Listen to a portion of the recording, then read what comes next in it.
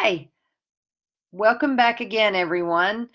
To see you're still here. So far you are keeping your interest, either that or you're just needing to pass this class. But either way, I'm delighted to see all of you here. When I was a little girl, just a small anecdote for you, they used to say, welcome, hello to everyone out in TV land. So you might know the network now that's TV land. That's where that comes from. So hello, everyone out in TV land. Always wanted to say that. Never got famous enough in time.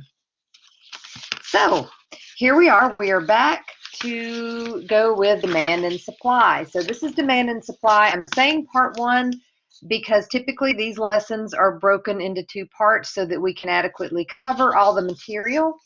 And that'll be a good thing for you. You will enjoy that. But this is kind of, we really diving in to the meat and the potatoes to the very meat and the very core of economics. And this is for macro and micro. So what we learned with C plus I plus G plus X minus M, what we learned there with circular flow and how all that interacts in GDP, plus what we are about to learn with demand and supply, that's really the heart of the matter. So there's more to learn, but everything we learn from that point forward will be variations and applying these theories. You will hear in macro, you will hear C plus I plus G plus X minus M until you are sick and good and tired of it. You'll be able to say it in your sleep. But it's a neat theory, and once you learn that and you start using it out in the world and discussing with people, you'll be so glad you know this. So we will get started. I think I've adequately built it up for you. All right, so let's start with whiteboard. Here we go. All righty. Okay, so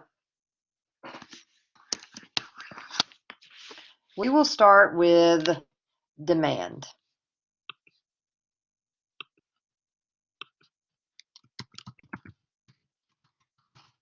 Okay, so demand it has a simple explanation.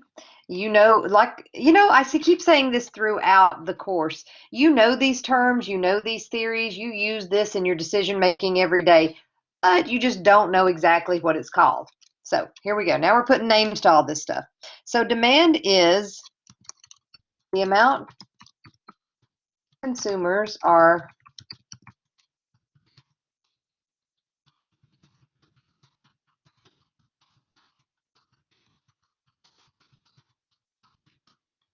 Okay, so it's the amount consumers are willing and able to buy at each possible price. So you have, for every good and service, you will have a set of prices.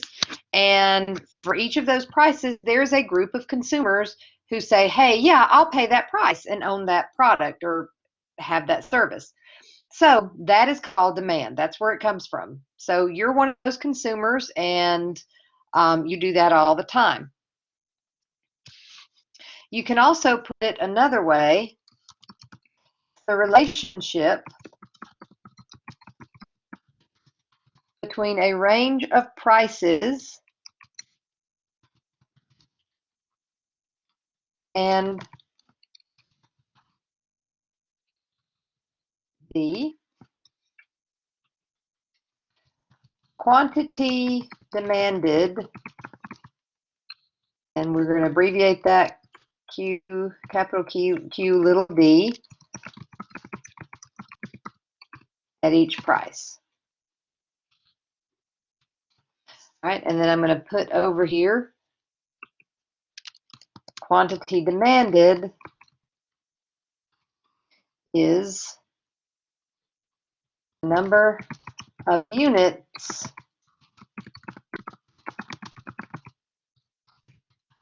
purchased at that price. Okay, so there you go with demand. So demand, the amount consumers are willing and able to buy at each possible price. It's also can be stated as the relationship between a range of prices and the quantity demanded at each price. Quantity demand is the number of units purchased. Different ways of saying the same thing. Hint to you all, that is why there's so many different editions of textbooks out there. You know, it's just different ways of saying the same thing. I like to say it one way, which is amount consumers are willing and able to buy. You can be willing and not able, and it doesn't matter. You can be willing to buy, you know, you may want, I use a lot of clothing examples, so I'll say you may want a Burberry trench coat, a Burberry raincoat, trench coat that is about $1,200 roughly, and you may be willing to pay that. Yes, if I had extra $1,200, I would do that, but you may not be able to pay that. Most of us are not. So you have to be both willing and able, because if you're not able, if you don't have the ability, then that purchase does not get counted into GDP. If it's not consumed, if you don't pay for it, then it is not counted. And therefore, you know, it's worth it. It doesn't matter. Okay. Now, there are laws governing demand. There are certain things that we know to be true. So there is the law of demand. And the law of demand tells us that quantity demanded moves opposite of price. And then I'm going to put something on here, a Latin term, ceteris paribus. And what ceteris paribus means, and you can put that in your notes to the side if you like, ceteris paribus means other things unchanged. So unless there's some specific reason, something going on, a reason why quantity demanded would not move opposite of price, and we'll talk about some of those exceptions later in the semester, but unless there's some specific exception, something going on, quantity demanded will move opposite of price. All that's telling us is as price goes down, quantity demanded goes up. So you will have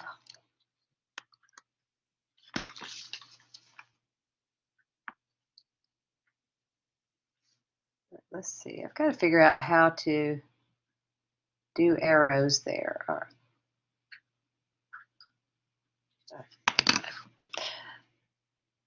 So you've got price decreases and then quantity demanded increases and vice versa. Okay. Normally I use arrows when I'm drawing on the board, but I'll figure out how to do that. That'll take me a minute to figure that out. I was going to just draw it with my pen, but you know, this is faster. So same thing. So usually I'll put a downward arrow and then an upward arrow for that. And we may do that at some point. Okay. So quantity demanded moves opposite of price. So when price goes down, quantity demanded goes up. You know that, right? Because if there's something you want to purchase, something you like, and it's on sale, if the price is lower, you're going to buy more of it. If the price goes up, you're going to buy less of it. So, and there are different degrees of that, which we're about to talk about.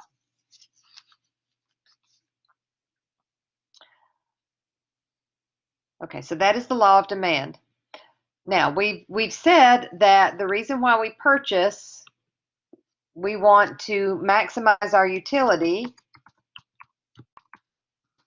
So when we are doing that, to maximize utility,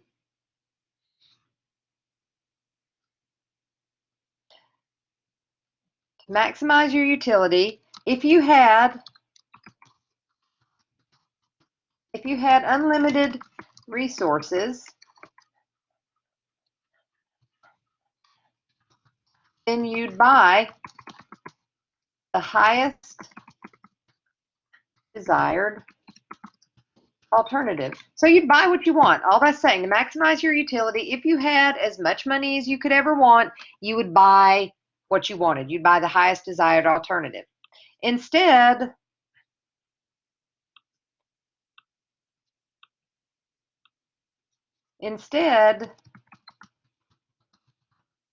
we have scarce resources. Therefore,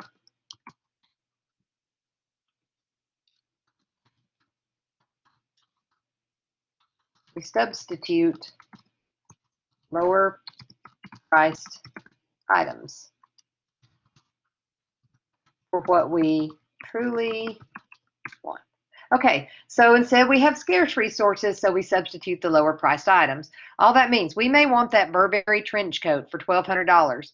We have scarce resources. We need that $1,200 to pay for other things. Therefore, instead, we would get just a regular trench coat. We'd go somewhere else and get one that's a lot lower priced. And we would be fine with it, right? But that's what we do. So this is called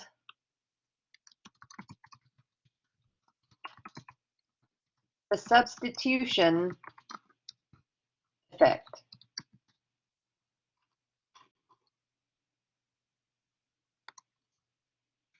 This is called the substitution effect, which tells us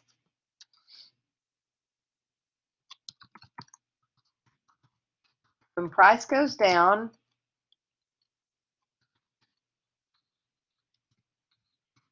for a good, that good becomes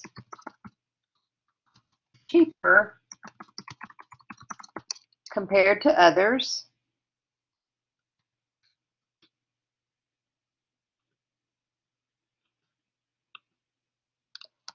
and is substituted for the higher priced. All right, so when price goes down for a good, that good becomes cheaper, and then therefore it's substituted for the higher priced good. So it's just simply you're substituting the lower priced for the higher priced. So you want the higher priced, can't afford it, you substitute the lower price. That's the substitution effect. Okay, now I want to introduce you. Now we're going to talk about something else called the income effect. And to do that, we're first going to start out with a couple of terms. All right, so the first one, I'm going to tell you about what is your money income. So your money income, this is simply the dollar amount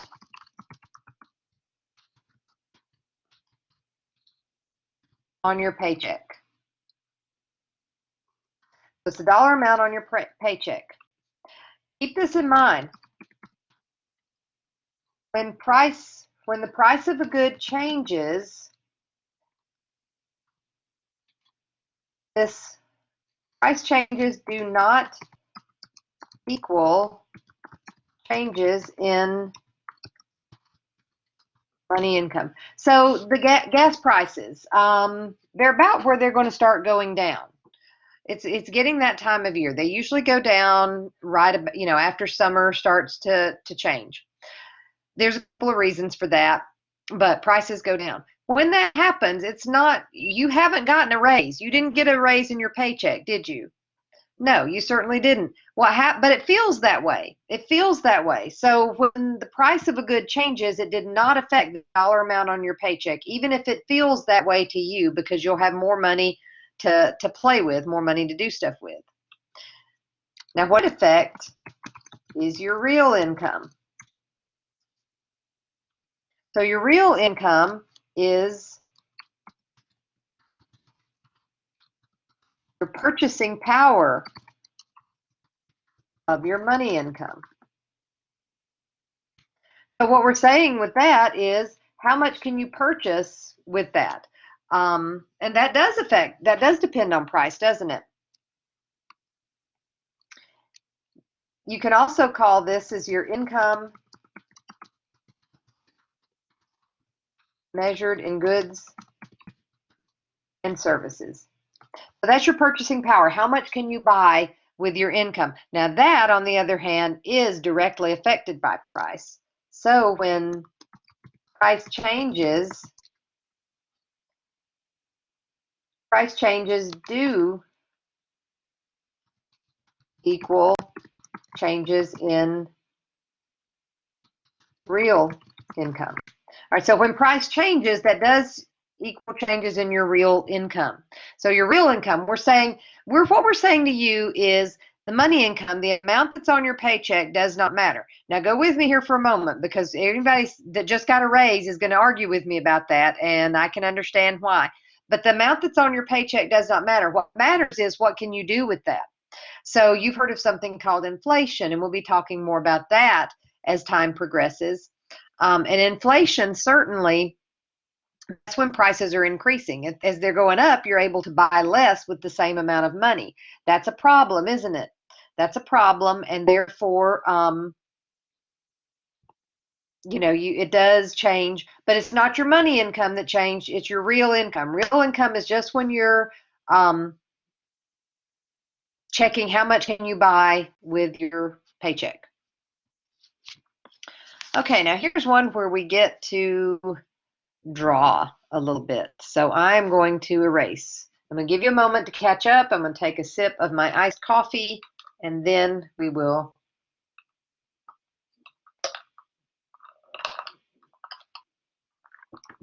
have fun with graphs.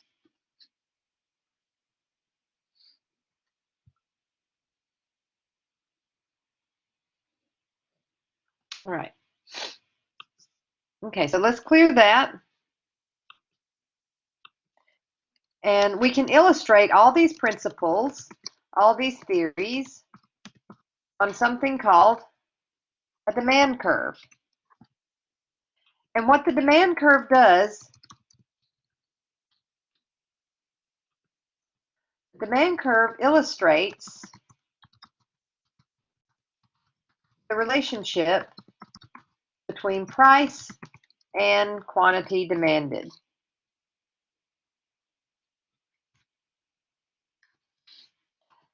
So a couple of things that I will be saying. When I refer to demand, we're talking about the entire curve. When I'm talking about quantity demanded, I'm talking about specific points along the curve. That'll make more sense as I draw it. So here we go. Let's draw. Okay.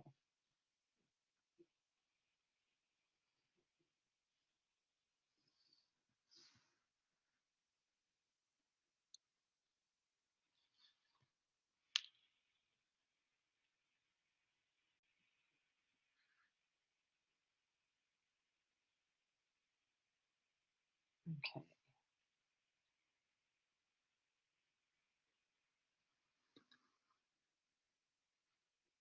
All right. This is going the wrong way. All right, my bad. Let's forget that. Let's pretend that didn't happen. Let's see if I can do something here. All right.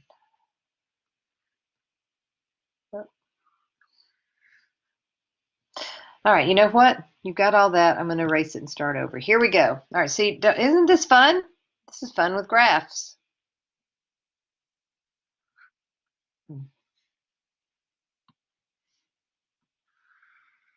There we go. Much, much, much, much better. Okay, there we go. I had the board was turned funky for me. Okay, so here we go. So there's your demand curve. That's what it looks like. So you have got on this side over here, you've got price. And then down here, that's on the x-axis, on the y, you've got quantity.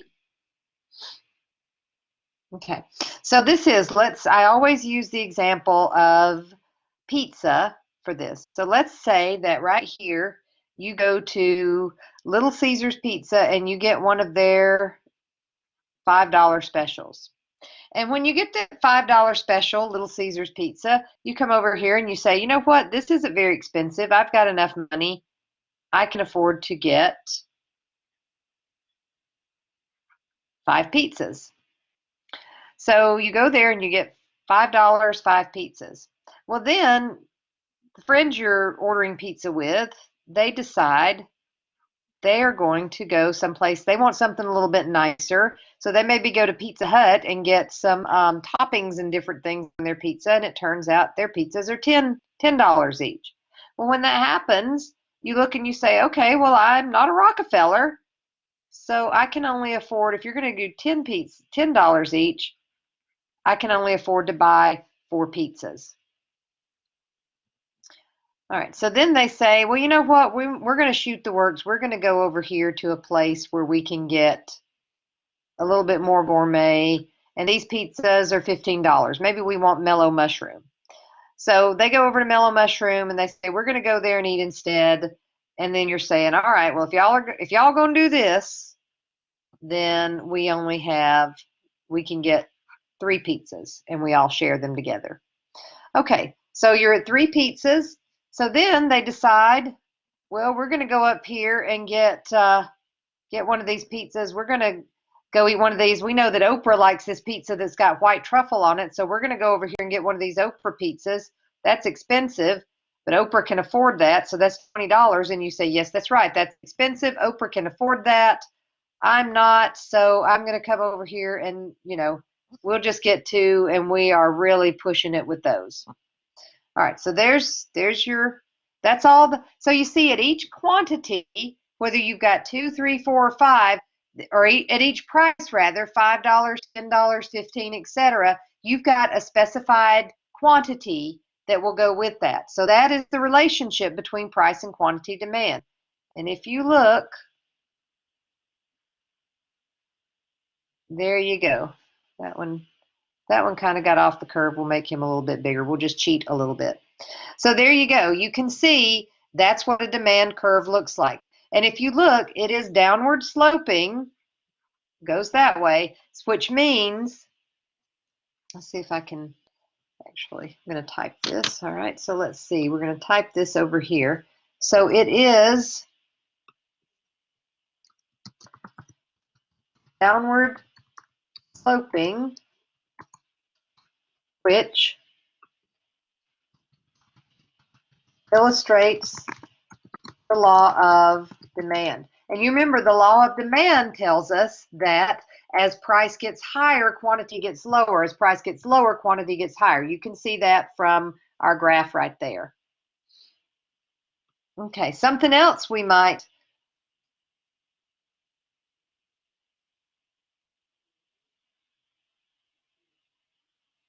Okay, yeah, that's all we want to look at for this. So it's downward sloping, illustrates the law of demand. Okay, so that makes sense, right? All right, so let's say that something happens. Let's say that, all right, so this is our demand for pizza right here.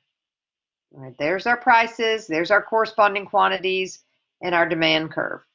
All right, so let's say that something happens, that our situation changes. So let's say that there is, that the price of gas goes up. Price of gasoline increases. All right, so that's our situation. The price of gasoline increases. What happens then for our demand? All right, so has our money income changed? The price of gas increase, it doesn't change our money income, it does change our real income. And something that might happen is, and it doesn't change the price of pizza, does it? No, it does not change the price of pizza, but it changes your ability to buy the pizza. It does change your ability to buy the pizza. So what would happen is, okay, so what happens here is that instead of, so at $20, instead of buying 1 pizza, you're like, nope, got to pay for gas, not doing that. At $15, instead of buying 3, nope, you can only afford 2 now because you've got to pay extra for gas.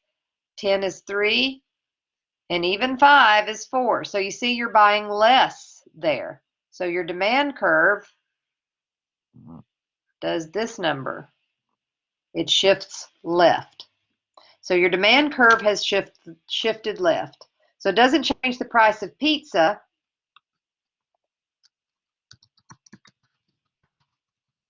It changes your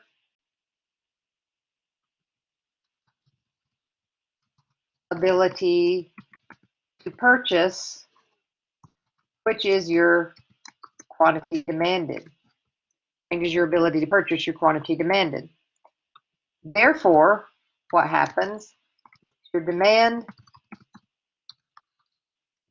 as a whole decreases or shifts left.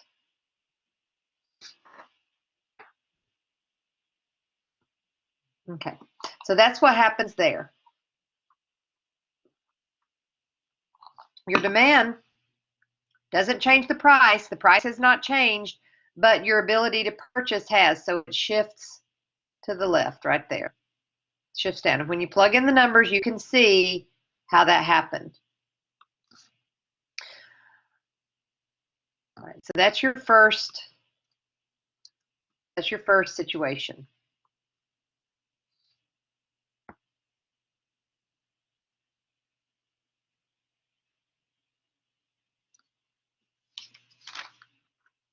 Okay.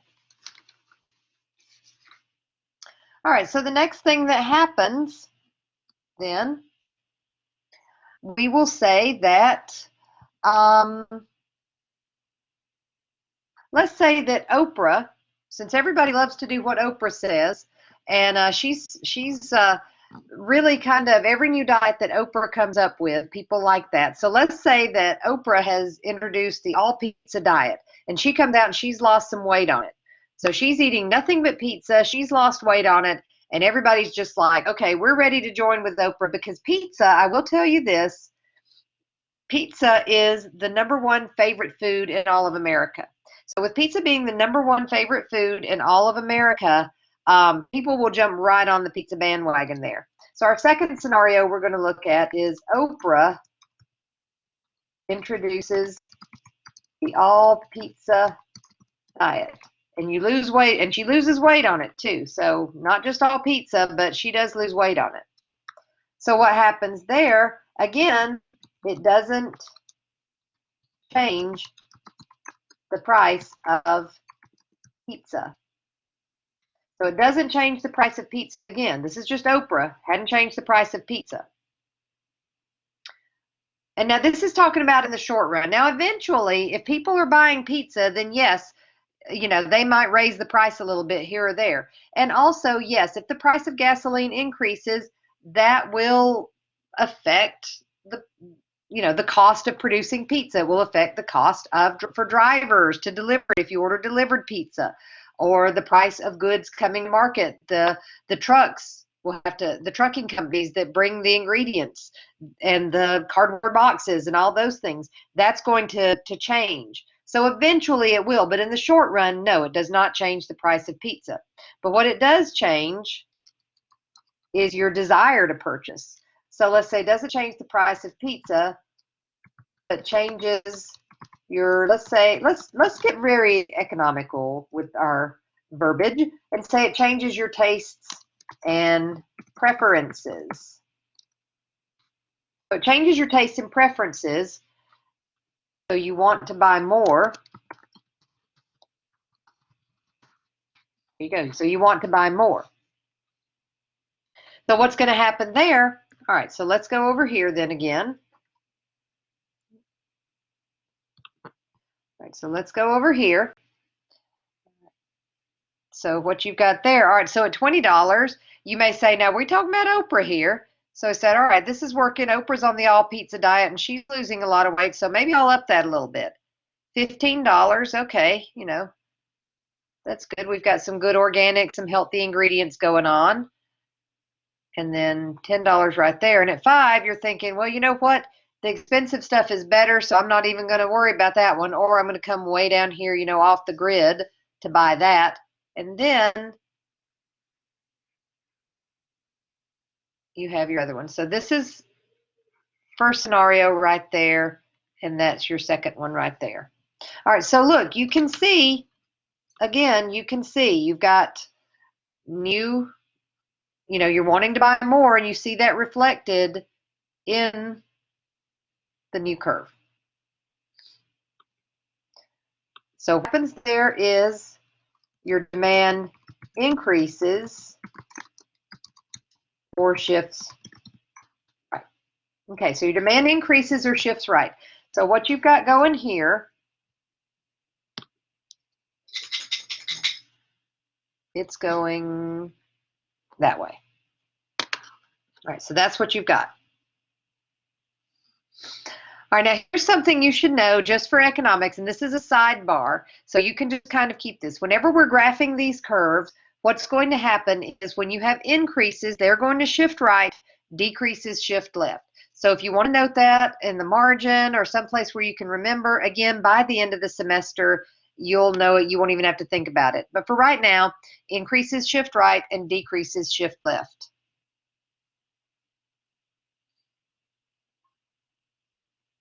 Okay, so here's something else to remember. Some more little tidbits to remember is when you have a non-price change, shifts the entire demand curve. So when there's a change in something other than price, so it could be the price of a related good, different, the price of a good that goes along with it. For example, when the gas prices increased, automobiles, that affected the purchase of new automobiles. It affected the purchase of hybrid automobiles, affected different things. It's just related goods that the price changed. Income taxes, when income taxes go up, that affects your ability to purchase any good. So therefore, that would shift your entire demand curve. If it's a price change,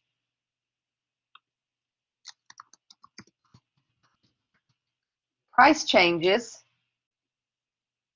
equal movement from point to point along the D curve. So if it's a price change, if it's something that does change the price of, so let's say for pizza, let's say there is a shortage of dairy and that affects the price of cheese. So the price of cheese goes up. When that happens, definitely that will be reflected in pizza because cheese is a big ingredient on the pizza. So when the price of cheese goes up, that's going to affect the price of pizza, and that's going to change to a movement along the curve. So that's going to affect, that's going to affect over here. So let's go back to our middle curve, and let's say that, that happens and that there's a problem with dairy, and so that increases the price of cheese. Well, the pizza maker is going to have to pass that price. That causes the price of pizza to go up. When that happens, so the price was $15 and you were buying 3, now the price has gone up to $20 for the same pizza, and so you can only afford to buy 2 at $20. That's right here on your demand curve, right here. So that's on your demand curve. The price goes up to 20, and according to your demand curve, you will only buy 2. So see, that's a price change. That's a movement along the curve. Non-price change, something like what we were looking at right here, that's going to shift the entire curve, right or left. All right, so let's look at some more things that are non-price determinants. That's one of the things that usually ends up getting confused, trying to decide if something's a price or a non-price issue. So let's look. These are non-price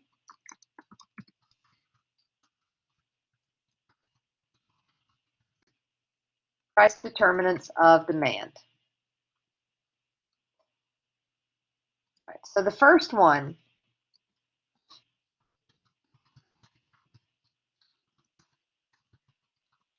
changes in your money income. All right, so if you have a change in money income, that does not change the price of the goods, right? The goods are still what they are. Your money income is just the dollar amount on your paycheck has changed, not the price of goods. So therefore, you have these changes in money income, okay, but that's not the price of goods. But it does affect your ability to pay. Now, different classifications of goods could affect that as well. That could tell you how much. So let's say we have, if you're buying normal goods, these are just your ordinary goods. Normal goods are things that, they're just normal. Your groceries, your gasoline, just things that you buy normally. most goods fall in this category. Most goods are normal goods.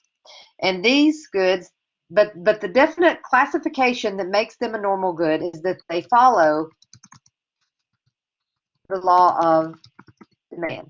So you know what the law of demand means. It means when price goes up, the quantity demanded goes down, and vice versa. So that's how you know. It's just normal goods. So it's normally following the law of demand. Now another type of good, inferior goods. And these are a little bit different. Inferior goods, these are considered lower quality. They are cheaper and move opposite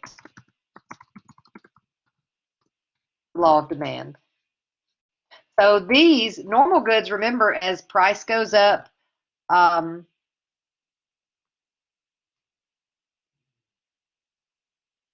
price goes up, you buy more. As price goes up, you buy less. As price goes down, you buy more. Inferior goods are the opposite. But we're looking at money income here. All right, we're looking at money income. So as your money income increases,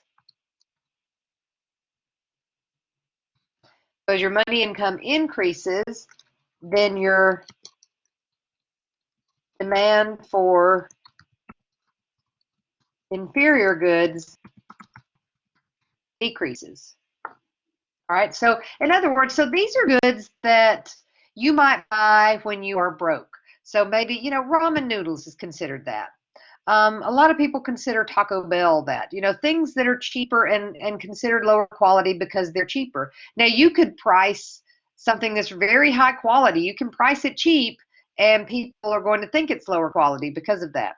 And as your money income increases, you're not going to. How many of you have thought, you know what, I can't wait to make more money so that I don't have to eat this or buy this anymore, so that I can shop somewhere else, so that I can buy a t-shirt from this store instead of Walmart all the time?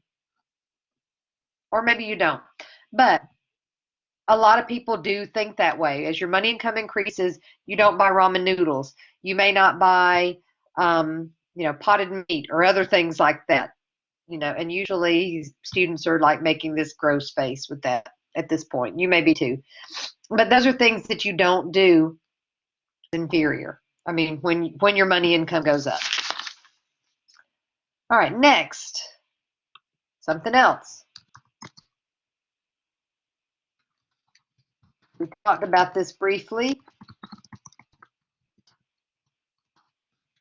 Prices of other goods. All right, so the prices of other goods. Now it depends on what kind of goods. Sometimes it doesn't matter. Sometimes you have goods that are substitutes for one another. Those types of goods, these can be consumed in place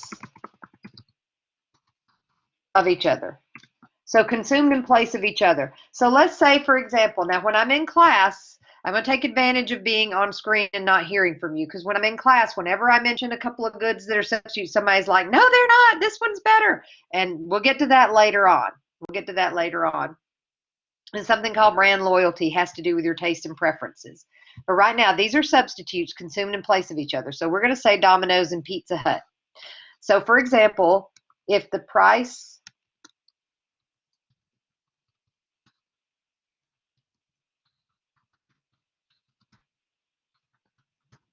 So if Pizza Hut increases their price, then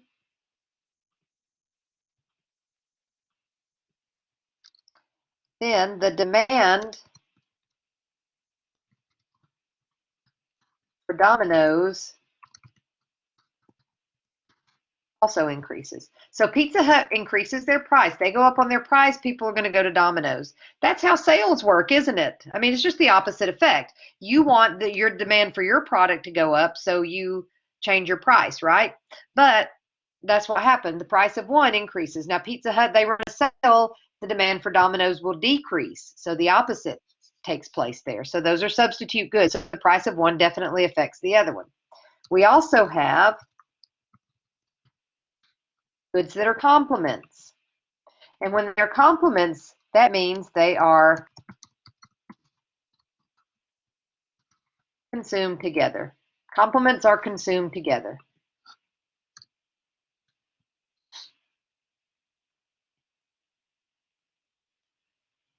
Okay. So we were just talking about one about cars and gasoline. So if the price of gasoline decreases, then the demand for cars increases. And that's true. Now here out where we live, typically you have a car to get somewhere. You don't have a lot of public transportation.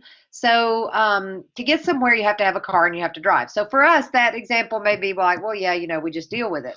But there's a lot of places like in big cities or other areas where there is public transportation. They might make other arrangements. So that definitely the price of gasoline, studies have shown, the numbers show that the demand for cars increases when the price of gasoline also decreases. Okay, so the third one,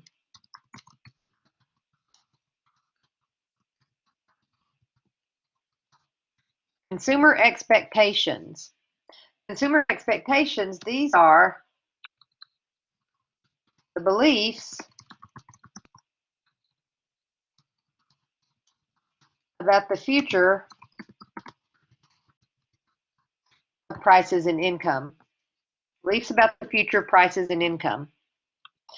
All right, so one thing, for example, something that's in the news a lot these days, and we're going to try to stay away from politics in this class, which is easy because we're doing this online, so it's very easy.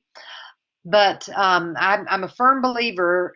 I agree with Linus Van Pelt. There are three things you don't talk about with people, and that is politics, religion, and the Great Pumpkin. So we're not going to talk about any of those. Now, we might talk about the Great Pumpkin a little bit, but no, we're not going to do that right now. But, however, something that's in the news, gun control laws. Now, I have a friend who is in the business of manufacturing guns, and of course, he deals with gun stores and gun sellers. Whenever there is talk of stricter, tighter gun control laws, their business goes through the roof. And their business goes through the roof because their expectation is that, and this may not be an expectation about prices necessarily, but the expectation is that people won't be able to buy guns as easily in the future. So therefore, hey, let's buy one now. We've been thinking about it, or maybe we'll want to buy one at some point. We should do it now before these gun control laws take place. And it always happens. So the demand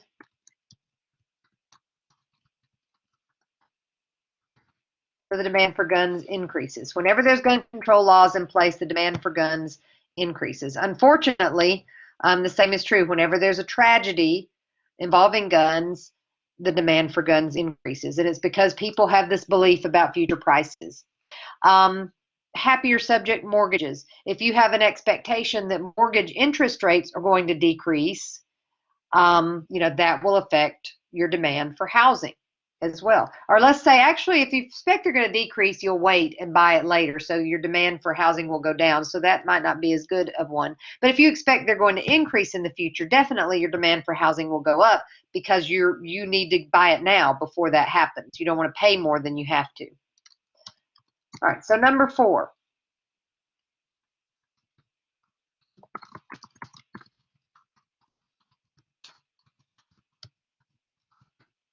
The number and composition of consumers. All right, the best way is, that's when you have an increase in your demanders. So you have more people demanding your goods. One of the things is when they, example is when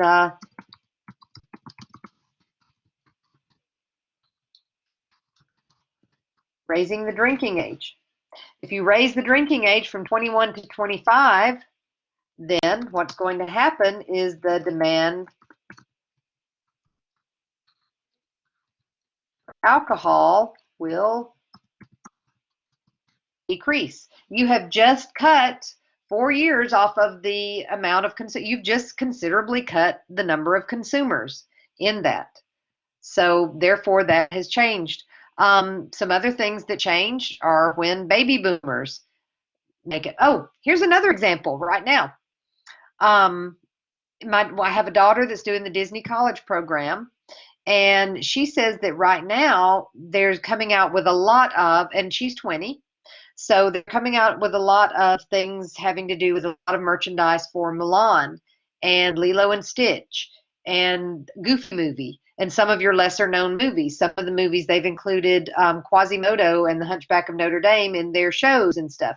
One of the reasons why they do that is because the group of consumers, this group, the 20-year-olds, they're starting to get more money, they're starting to consume more, and therefore the number of the composition of consumers have changed. So Disney is putting out more of the things that will appeal to that one. And she was telling me that actually they came out with a pin set for Goofy Movie that she really wanted because she loved that movie, and it sold out right away, almost immediately. And the reason why, their consumers, the composition of consumers, it's changing. It's different. So the number of consumers too. So everything's changing, and therefore businesses have to go along with that. All right, so finally, the last one of this.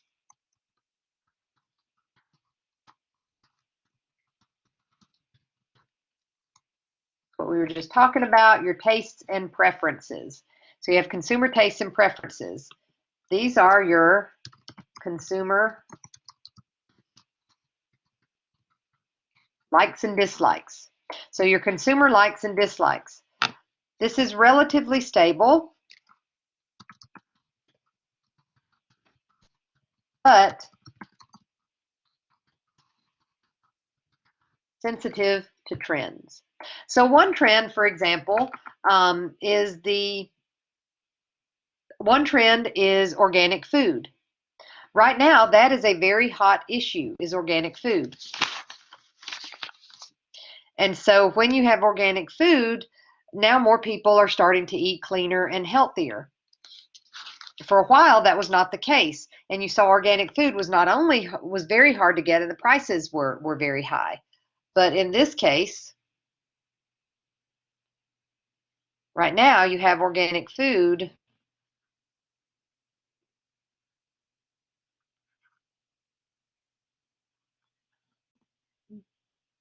There we go. I kept pushing a button on my little stylus pen here. So right now, there's your demand for organic food a few years ago. Now, actually, people are starting to eat healthier. They're starting to be more concerned about what they eat. They're starting to want to make sure that, their health is taking a turn for the worse, and they've got to eat clean and eat more carefully, take care of themselves. So the demand for healthy food is increasing. There we go.